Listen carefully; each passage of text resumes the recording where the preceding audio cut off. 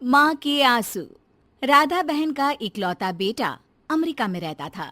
एक दिन राधा बहन का किराएदार कहता है, अरे माँ जी अकेली बैठी रहती हैं, बेटे के पास क्यों नहीं चली जाती? अरे कैसे चली जाऊं, नई नई शादी हुई है। अभी तो थोड़ा बहू के साथ समय बिताएगा, तभी तो दोनों के बीच समझ बढ़ेगी ना। अरे कैसी बात कर रही हैं माँ जी, समझ बढ़ाने के लिए 5 साल काफी होते हैं। 5 साल की शादी को कोई नई शादी नहीं कहता। हाँ वो तो है। आया था पिछले साल उसका फोन, पूछ रहा था कैसी हो, पर अब तो काफी साल हो गए, कोई फोन भी नहीं आता। तभी फोन की बेल बजती है। लो 100 साल की उम्र है, आ गया मेरे मयंक का फोन। अच्छा, कैसे पता कि ये फोन उसी का है? अरे कैसे पता नहीं चलेगा, माँ हूँ मैं। अरे रहने दो माँ जी, 1 साल से जिसका फोन नहीं आएगा वो अब क्या करेगा? होता भी वही है, फोन पर मयंक है। कैसी हो माँ? अरे बेटा, तेरी आवाज सुन ली, अब तो मौत भी क्यों ना आ जाए, बहुत याद आती है बेटा। माँ मैं वो ऑफिस में था।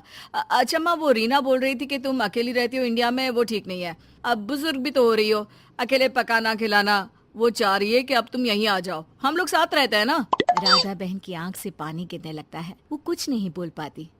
माँ हेलो, सुन रही हो ना माँ?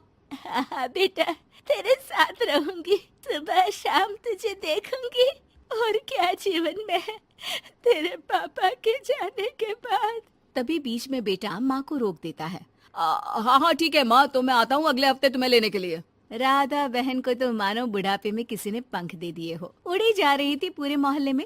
अरे वो मयंक आ रहा है, अब तो अमेरिका जा रही हूँ मैं, वहीं रहूंगी। अच्छा है मौसी, आपका जीवन देखकर तो मुझे भी रोना आ जाता था। कोई बात नहीं मौसी, देर से ही सही, सब अच्छा होने वाला है अब। राधा बहन दौड़ दौड़ कर सामान ला रही थी। अरे इतना सामान तो 2 साल में भी कभी नहीं खरीदा जो 2 दिन में लिए जा रही हो मौसी। अरे बेटा आ रहा है ना अमेरिका से। अच्छा अच्छा, तो पकवान बनाने की तैयारी चल रही है? हाँ बिल्कुल, उसको बेसन के लड्डू बहुत पसंद है। रात भर भूनना तलना ये सब प्रोग्राम चलता रहता है राधा बहन के घर में। और फिर वो दिन भी आ जाता है जब बेटा घर आता है। कौन?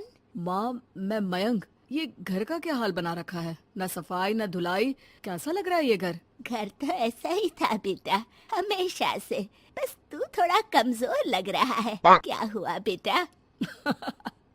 ये कमजोर नहीं फिट होता है माँ। वैसे और बता, क्या हाल है तेरे? बेटे के मुंह से हाल पूछने का अंदाज भले ही फॉर्मेलिटी वाला हो, लेकिन राधा बहन की आंख फिर भर आती है। अरे यार, ये तुम्हारी हर बात पर रोने की आदत न जाने कब जाकर खत्म होगी। सही कहती है रीना तुम्हारे लिए। रीना बहू क्या कहती है मेरे लिए? यही के बस यही एक आदत है तुम्हारी माँ की, इमोशनल ब्लैकमेल। अरे यार, अब इसमें रोने की क्या बात है? ना ना कुछ नहीं, बहुत दिन बाद तो घर आया ना, तो क्या रोएगी? हाँ क्यों? अच्छा ये ले, तेरे लिए रात भर बैठकर ये बेसन के लड्डू बनाए हैं, और ये अचार तुझे बहुत पसंद है ना? पसंद है नहीं माँ, पसंद थे।